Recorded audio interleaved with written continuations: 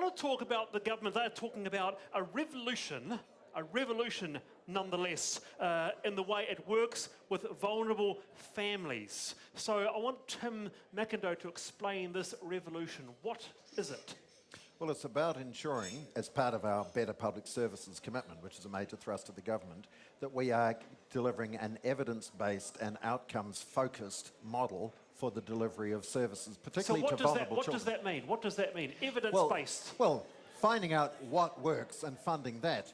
For far too long, we've just focused on how many clients there are in the system and how many dollars are we throwing in, without actually measuring, is it working? What is wrong with the current system? Well, because we're not measuring whether it's working. And successive governments for far too long have been guilty of that. And well, so what we've got to do is ensure that what we are actually doing is finding out what works and funding that. Because after all, there are a large number of vulnerable people. Let's go to Megan. Why wouldn't we want to ensure we give them the best? What is wrong with an evidence-based system actually getting the results at the end of the day? If you're doing $300 million to social services, what's wrong with that? First of all, I've never heard any other revolutionary battle cry that's delivered in such bureaucratic speak as outcomes. But what is wrong is that the evidence isn't there. What we've seen is this is failed policies from overseas. This isn't a revolution. But you say it hasn't been tried anywhere. This is a reheat of policies that have failed in the UK, in the US. Cabinet was warned that there was so much risk about that. We heard that at question time today.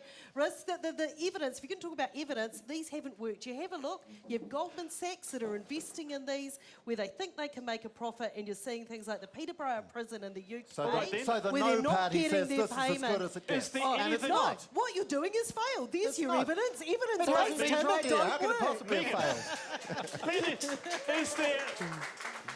Is there anything wrong? Is there anything wrong with the current system now?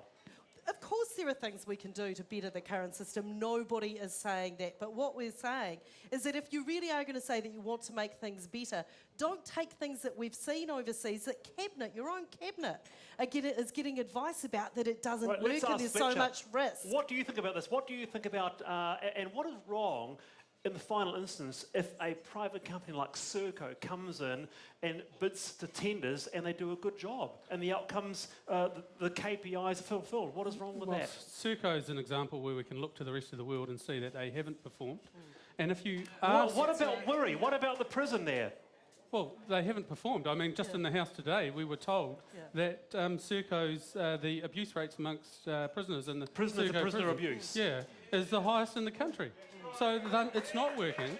But if I could just put it to the crowd tonight, if you ask yourself fundamentally, do you want a profit-based system looking after the people of New Zealand, or do you want the government to actually look after the people of New Zealand? That question there, hang on, Tim, I'll come back to you. Hang on, Tim. That's a good question to protect to the audience, and I'll come back to you, Tim, on that one. Right. Yeah, Wallace, I'm just over around here at the moment, if the camera wants to find me over here. Sir, you were clapping and cheering in support of something. Tell me your position, please. Listen, I don't think I would trust any profit-driven company to take care of citizens of any country, whether it's Canada, where I'm from, or the United States or New Zealand. Their primary motive is to make profit, which means they are not looking out for the best interests of citizens. Even in the NGO sector. Even in the NGO sector and the not-for-profit sector, there are still a bunch of people getting paid money who are protecting their patch, though, wouldn't you say? Absolutely, which is why the best solution is for strong, governmentally funded systems that look after citizens. End of story. Okay, all right. There's a birthday boy over here who might have something to say about that. Let's just check. Sir, sorry. Now, 5 beers down now, David Seymour, and you've been listening to the conversation. What do you think about this new revolutionary idea in delivering social services? Well, let's not overstate it, but can I just say about our friend over here, he is covered from head to toe in products from profit-making companies, and thank God. So first of all, this idea that profit is evil is, frankly, outdated. And second of all, can we bring a range of different organisations in to care for the most vulnerable people in our society? I think it's something that should be tried. And that's the difference between the government and the opposition right now. We're saying we should try new things. They can only ever say no and be negative. They need a positive vision. We have one, and we'll keep advancing it until they actually find their own. Are there good examples overseas, though? Because that's the thing. It's like, if we could see it working somewhere, if Serco was doing a great job in Finland, we could say that's the place. Are there good examples? No, the point I'm making is that we should actually be prepared to try new things. So the social impact bonds. But we can't just try like random stuff and just hope it works. There's got to be some basis for starting, right?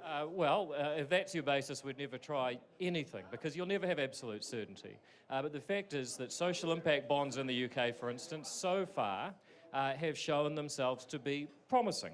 Now that is a It's his birthday, give him a chance. that is a basis that maybe we should be prepared to try new things. If we don't do that, then all we do is the same thing we've always done. We get the same result, and that is the ultimate form of neglect of our people. You're going to kill in the house at 7:30, aren't you?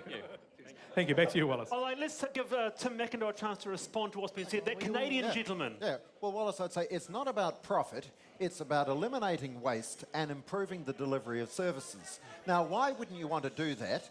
And the important thing is what we're doing is setting up a model. If these independent providers of the services can't deliver something that is better than we've got at the moment, they won't be continuing. They won't be continuing. But what we've So- got to do is keep looking for an improvement. All right, and this then. is a good way of doing that. What's wrong with that? They will lose their contract if they don't deliver on those outcomes. It's quite clear they lose the bid. No, it's great thinking, actually, but you're talking about a current system right now which isn't working, and I would put it to everyone today that it's deliberately not working because it's underfunded, and when the NGOs report to the minister, which they Deliberately. have... Did you say deliberately? Yes, the government's deliberately underfunding our social services program. Absolutely. And they have to report to the minister already. They have to go to her and say, this is what we're doing, and this is how So we're doing it, you're- and she signs off the next lot of money. That's quite insightful language, isn't it? You're sort of deliberately being run down. It's kind of some That's sort of what it feels like, conspiratorial. Wallace. What do you think of that, Megan? Well, I think one of the things where you say you just don't get paid if you don't deliver, one of the problems and something that Cabinet got advice on was that the problem is that there'll be cherry picking. The hardest cases that we need to crack the most, providers aren't want to go near. And let's get rid of this benign term providers. We're talking about speculation companies like Goldman Sachs taking on social services in this country. Is that something we want? Do we think that Goldman Sachs are the best people to provide for the social services All right, in this country? final quick response and I've got to move on. I think that's very pejorative. You're not necessarily even aware of which companies are going to be in the market at the moment because it hasn't What gone are out for they doing? tender. All right.